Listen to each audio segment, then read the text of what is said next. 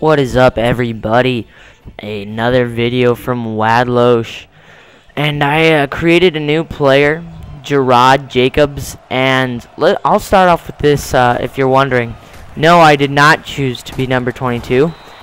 They had no numbers lower than number 22 available for me. The original number that I started with was 7, but not able to get something other than that, so I look like the stupidest quarterback ever wearing number 22. There are wide receivers that are wearing lower numbers than I am. But chose Texas Tech because I wanted to show off my arm, and also they run a little bit of a spread option, allow me to use my feet too. So here we go, started off. Nothing open, but as the receivers start coming back, I'm able to find number 19 coming back for the ball, making a strong play for about a 40-yard gain to get us into the red zone at about the 16-yard line, and then running the same play, running a hurry-up offense, trying to get a score, and I call a hot route for number 11, and it works out perfectly, and he's able to get into the end zone and score our first touchdown. This game was a complete rout. They had no business on the field with us. So getting the ball back with plenty of time in the first quarter, and defense looks like they caused a turnover. Crowd's starting to quiet down so we can start to focus. And nobody open, still nobody open. Throw it back across the middle to number 86 for the touchdown. That's a nice play. But one of the bad things that I'm finding with this team is sometimes our line is breaking down, which is not a good thing, and we're not able to run the ball as well as I would like. So audibling out of the run, and Iowa State just left everybody open, or at least on one-on-one coverage, and I can't find anybody there, and the line breaks down. Here they want me to run the speed option. I can do that. Pitched way too early. I thought that guy was coming towards me, but it looked like he had the pitch man, so lost a couple of yards there. 3rd and 9. Looking for an underneath route, but I'm able to find number 82, and he is a consistent target for me in this offense. Seems to always have a mismatch on a linebacker. And that's one that I like to take advantage of. Find him again wide open. They're playing looks like a zone underneath with their linebackers and maybe a man on the outsides. I don't know, I'll see here right. Looks like they're running cover 3. And I throw an interception due to that cover 3 with the deep safety hanging back. Tried to force one into the end zone. Probably a bad decision. But first quarter is going to end, and we able to get a score, I think, on defense. So defense stepping up for us. Run the ball there, nothing doing. And just barely get back to the line. Get back to this passing offense. The air raid, as this game likes to call it. But finding a guy wide open, and he's going to take it to the house. All these receivers are really reliable, and they all come back to the ball really well, so I'm able to find the open target most of the time. So there was there's a car outside my house. I don't know what it's doing there, but let's get back to the gameplay. So running it on first down, can't do anything with that, and that's gonna lose us some yards, and we gotta go empty backfield here as the truck pulls away. I don't know what the hell it was doing out there.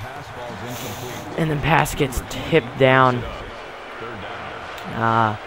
But this Iowa State team's not able to put up much of a defense on us.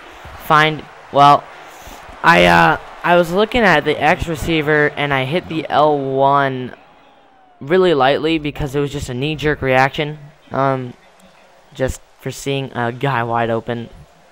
So I just hit a random button, and that's not going to help. But right down the middle, probably should have thrown that ball a little harder. Got to get my throwing power up so that I'm able to complete more passes like that. Puts us in a 2nd and 10 situation where the ball gets batted, but number 82 able to find it and pick up 6 yards.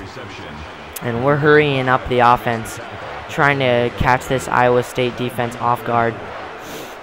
Running the same play as you have to with Road to Glory, and I was checking out what our options were, and number 17 beats his man, and we pick up a solid gain there.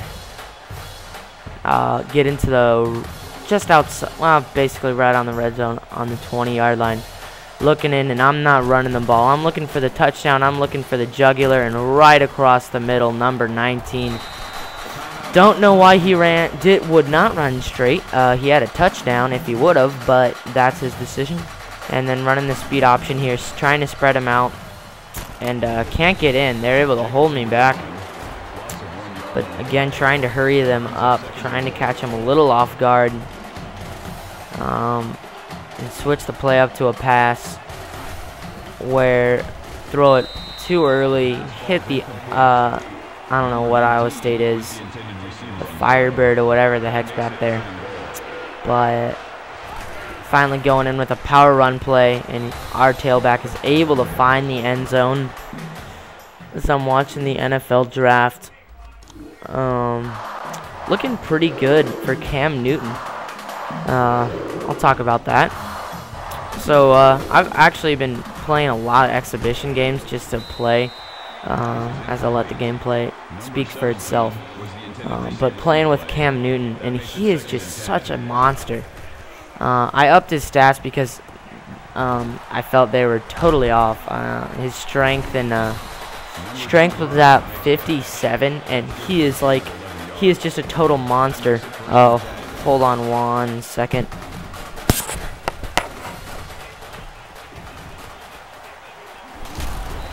The pass falls incomplete. Number 86, the intended receiver on the play. That makes it 2nd and 10. So just pausing the draft there, so I can watch it after I'm done with this commentary. But back to what I was talking about. I've been playing with Cam Newton, and he is just a physical specimen. But will the NFL accept his game play, his style of the quarterback? Sort of, he's sort of the top of this new generation of spread option quarterbacks. You've seen Tim Tebow come out last year, and he was able to be pretty strong in 3 games for the Broncos, winning all 3 of the games that he started. So he's sort of been the first successful one to come out. But then you look at Pat White, and trying to think of another quarterback. Pat White. I don't know. There's a handful of them that have come out. Or Graham Harrell from Texas Tech was an amazing quarterback for Texas Tech, but couldn't find his spot in the league. So will Cam Newton be able to sort of do what nobody else has been able to do before? And some people might say, well, Cam Newton can follow after Michael Vick, but at Virginia Tech, Michael Vick played under a very pro-style offense. He just made plays from a pro-style offense, which was why Michael Vick was such a top prospect. And I think a guy that could be a sleeper in this draft is Tyrod Taylor.